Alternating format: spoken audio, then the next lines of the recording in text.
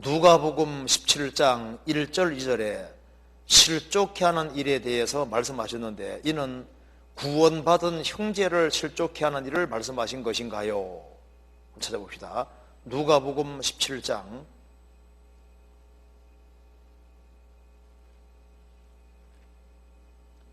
1절 2절.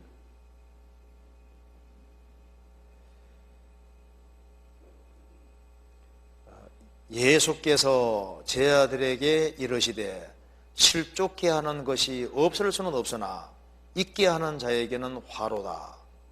저가 이 작은 자 중에 하나를 실족해 할진대 차라리 연자맷돌을 거목에 메우고 바다에 던지오는 것이 나으니라. 너희는 스스로 조심하라. 만일 내 형제가 죄를 범하거든 경계하고 회개하거든 용서하라. 여기서 전문 내용은 여기에 실족해 하는데 구원받은 형제를 실족해 하는 것을 말하는 것이냐 하는 문제입니다. 성경 마태복음 18장 찾아봅시다. 18장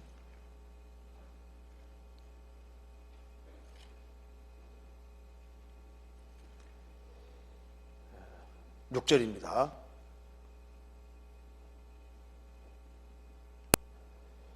누구든지 나를 믿는 이 소자 중 하나를 실족해 하면 차라리 연자맷돌을 그 목에 달리우고 깊은 바다에 빠뜨리는 것이 나으니라.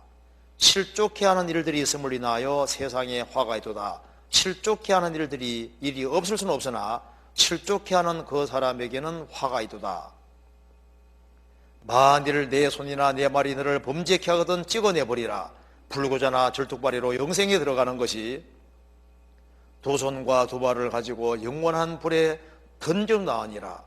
만일 내 눈이 너를 범죄케 하거든 빼어내버리라. 한 눈으로 영생에 들어가는 것이 두 눈을 가지고 지옥불에 던져 나으니라.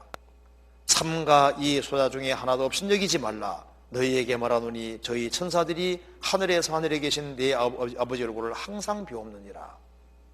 여기에 실족해 하는 일들에 대해서 말하는데, 이는 구원받은 형제를 실족해 하는 것을 말씀하신가요? 둘 다 됩니다. 구원받은 사람에게도 해당될 수 있고 구원받지 아니한 사람 둘 다 해당될 수 있는 말씀인 거예요. 그런데 여기에 이제 성경에 실족시킨다는 말이 이 불신자들을 믿지 못하게 막는 것에도 쓰이고 구원받은 사람 신앙생활을 넘어뜨리는 것도 쓰이고 있거든요. 그럼 그래서 여기서 왜 그러면 실족을 이렇게 무섭게 말하냐 하면은 지옥이 있기 때문에 하는 얘기인 거예요. 차라리 실족시킬 바에는 연자맥도를 목에 달고 차라리 빠져 죽어버려라. 세상에서 죽음보다 더 무서운 건 없는데 죽음보다 더 무서운 것이 있잖아요. 지옥이 더 무서운 겁니다. 그러니까 실족시킬 바에는 차라리 연자맷돌을 목에 달고 빠져 죽어버려라. 그게 무슨 말이냐면요, 지옥이 너무나도 무섭다는 사실 때문에 그렇고, 또 한 가지는 이 구원받은 사람이 그 사람을 실족만 안 시켰으면은, 신앙생활만 잘했으면은 그 사람 통해서 엄청나게 또 많은 사람이 지옥 안 가고 천국 갈 수 있었잖아요. 그러니까 실족이라는 것이 무섭다고 얘기를 하고 있는 거예요. 그래서 여기에 고린도전서 8장 보시겠습니다. 고린도전서 8장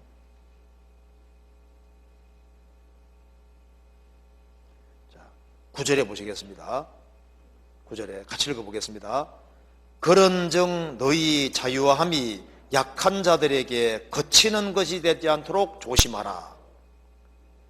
구원받으면 자유가 있다고 해서 그 자유를 함부로 행사하면은 약한 자들이 다칠 수가 있잖아요. 다쳐서 걸려 넘어질 수 있으니까 너희의 자유함이 약한 자들에게 거치는 것이 되지 않도록 조심하라. 그래서 예를 들고 있습니다. 지식 있는 내가 우상의 집에 앉아 먹는 것을 누구든지 보면 그 약한 자들의 양심이 담력을 얻어 어찌 우상의 지보를 먹게 되지 않겠느냐. 그러면 내 지식으로 그 약한 자가 멸망하나니 그는 그리스도께서 위하여 죽으신 형제라. 이같이 너희가 형제에게 죄를 지어 그 약한 양심을 상하게 하는 것이 곧 그리스도에게 죄를 짓는 것이니라. 그러므로 만일 식물이 내 형제로 실족케 하면 나는 영원히 고기를 먹지 아니하여 내 형제를 실족지 않게 하리라. 그러니까 우상의 제물을 먹지 말아야 했는데, 우상 제물 그거 뭐 우상에게 드려줘도 하나님 한 분밖에 없는데 우상 아무것도 아니다 생각하고 나는 담대하게 먹었다 그 말입니다. 다른 사람 보니까 먹으면 안 되는데 먹고 있거든요. 그래서 구원받은 지 오래된 사람이 그렇게 하니까 그래도 되는가 싶어가지고 같이 우상 제물을 먹으면 꺼림칙하잖아요. 그렇게 하면 양심이 더러워지게 되고, 그러면 마귀한테 땅 치면 나가 떨어질 수 있잖아요. 그렇게 해서 너가 담대하게 행동해서 다른 사람이 넘어지게 되면은, 주님 위해서 죽어진 형제 그 사람이 신앙적으로 실족하게 되면은 그 사람 통해서 많은 사람이 구원받을 수 있었는데 그게 얼마나 큰 죄가 되는 거냐. 그러니까 나는 실족시킬 바에는 나는 영원히 고기를 안 먹더라도 실족하지 안 시키겠다, 이렇게 얘기했잖아요. 여기서 우리가 알아야 될 것이 하나 있습니다. 실족이라는 것은 성경에서 아주 중요한 주제잖아요. 그런데 실족시키는 사람도 문제지만 실족당하는 사람도 문제입니다. 그거 아셔야 됩니다. 그러니까 실족이라는 문제에 있어서 나는 누구 때문에 실족했다, 누구 때문에 실족했다, 그 말이 대체로 안 맞는 말인 거예요.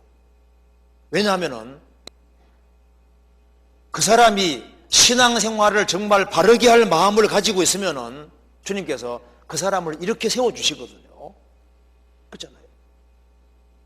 그러니까 그 사람, 난 누구 때문에 실족했어, 귀에 안 나오거든요. 그런데 누구 때문에 실족했느냐, 아니면은 본인이 신앙생활을 하기 싫어서 핑계 대는 거냐, 그게 이제 심판 대백은 드러나는데 대체로 대다수는 핑계거린 거예요. 성경이 말씀하기를 경건한 자는 시험에서 건져준다고 하셨습니다. 성경 한번 찾아봅시다. 베드로후서 2장.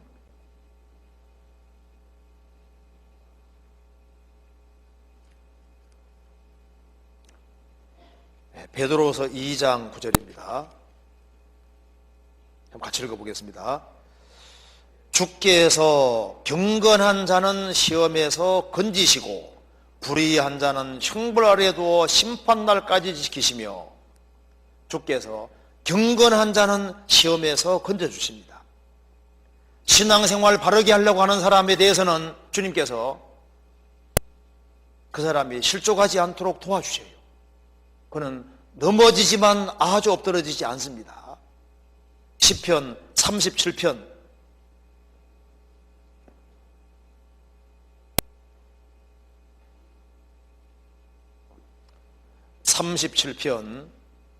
24절 23절 24절 같이 읽어보겠습니다. 여호와께서 사람의 걸음을 정하시고 그 길을 기뻐하시나니 저는 넘어지나 아주 엎드러지지 아니함은 여호와께서 손으로 붙드심이로다. 여호와께서 구원받은 사람의 걸음을 정하시고 정하신 길을 걸어가는 것을 기뻐하십니다.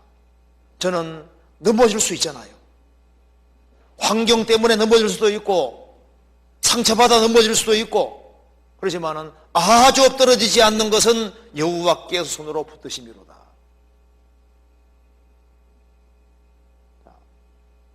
사람은 완전치를 못합니다. 그래서 상처를 받기도 하고 주기도 하잖아요. 성경 말씀했습니다. 사람이 여호와를 기쁘시게 하면 원수라도 화목하게 하시느니라. 사람이 여호와를 기쁘시게 하면은 그 사람에게 부족한 게 있어도 주님이 앞서 행해 주셔서 상처받은 사람 상처도 어루만져 주시고 채워주세요. 그래서 신앙생활 하는데 어떤 사람은 좀 성격이 급해가지고 사람 마음 다치게 할 수도 있잖아요. 근데 그 사람이 비록 부족한 모습이 있지만은 주님께 매달리고 열심히 살아가고 주님 기쁘시게 하려고 하면요, 상처를 혹시 줬다 할지라도 주님이 또 손길이 뒤에 가서 또 그 사람 마음을 어루만져 주셔서 실족하지 않게 도와주고 이렇게 하시는 거예요. 그런데 실족이라고 하는 것이 정말 생길 경우는 정말 그 사람이 그 악한 마음을 가지고 행했다든가 할 때 진짜 그러니까 실족이라는 것은 교만의 어떤 그걸 달린 사람들 있지 않습니까? 막 교회를 대적한다든가 막 이렇게 큰 일을 저지르는 사람들, 그런 사람들을 통해서는 진짜 실족이라는 게 생기는 거예요. 그래서 주님의 신바대 받았을 때 정말 그랬습니다. 정말 이것 때문에 내가 신앙생활 못했습니다. 그렇게 주님 앞에 그렇게 항변할 수 있을 때는 그때는 그렇게 만든 것에 대한 책임이 분명히 있을 겁니다. 그러니까 신앙생활하는 가운데서 나는 누구 때문에 나는 신앙생활을 못하고 실족했다, 그런 말 하는 것을 저울에 딱 달아볼 필요가 있습니다. 사실은 마음속에 신앙생활 바르게 하기 싫고 육신대로 행하기를 원하고 자기 편한 대로 하기를 원하는 그런 마음 때문에 어떤 상황이 딱 생기면 그걸 기회 삼아서 에라 모르겠다고 나가자빠져가지고 나는 누구 때문에 신앙생활 못해 그러면서 이제 자기 합리화시키는요, 주님 앞에 가봐야 혼날 거라고. 그거는 실족은 불신자에도 쓰이고 성도에도 쓰이는 겁니다. 그런데 주님께 매달리고 살아가는 사람은 실족시키는 일은 거의 생기기가 어려워요. 왜? 하나님도 도와주시니까. 그렇게 이해하면 되겠습니다.